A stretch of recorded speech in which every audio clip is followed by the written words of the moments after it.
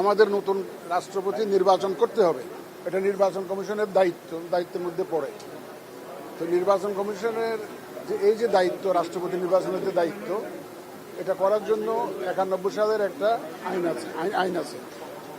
আইন অনুযায়ী আমাদের ওখানে আইনেই বলা আছে যে রাষ্ট্রপতি নির্বাচনের দিনক্ষণ ঠিক করার জন্য যে তারিখটা ঠিক করা বা প্রসিডিউরাল ম্যাটার্সগুলো ওখানে বলা আছে যে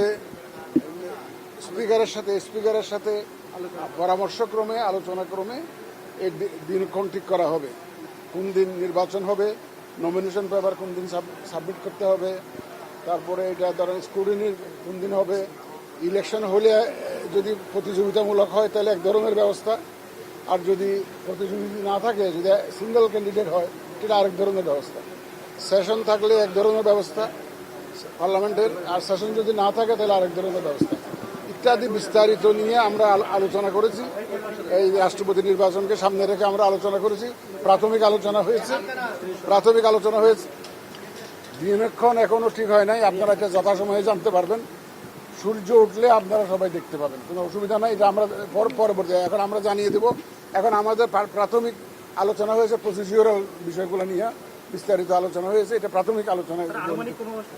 না, আমরা কোনো টেন্টেটিভ ডেট ঠিক করি নাই। এটা আপনারা যথাসময়ে জানতে পারবেন।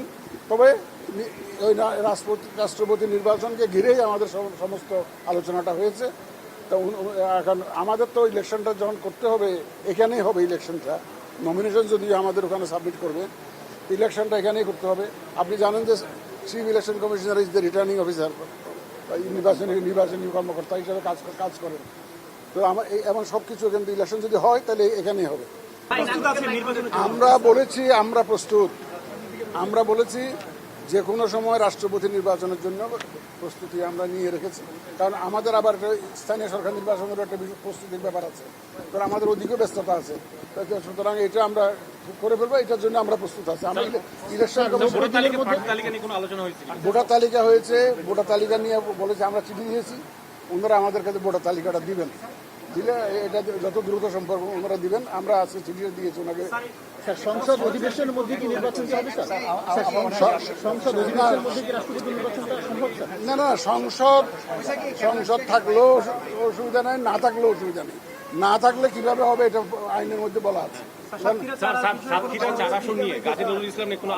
না, ওটা নিয়ে কোনো আলোচনা হয় নাই। ওনারা আমাদেরকে রেফার করলে তখন আর দেখা যাবে। এটা কোনো আলোচনার বিষয়বস্তু ছিল না। সাতক্ষীরার বিষয়টি আলোচনার বিষয়বস্তু ছিল না। আমরা শুধুমাত্র প্রেসিডেন্ট নির্বাচন নিয়ে আলোচনা করার জন্য এসেছিলাম। আইন অনুযায়ী যেটা পরামর্শ করা লাগে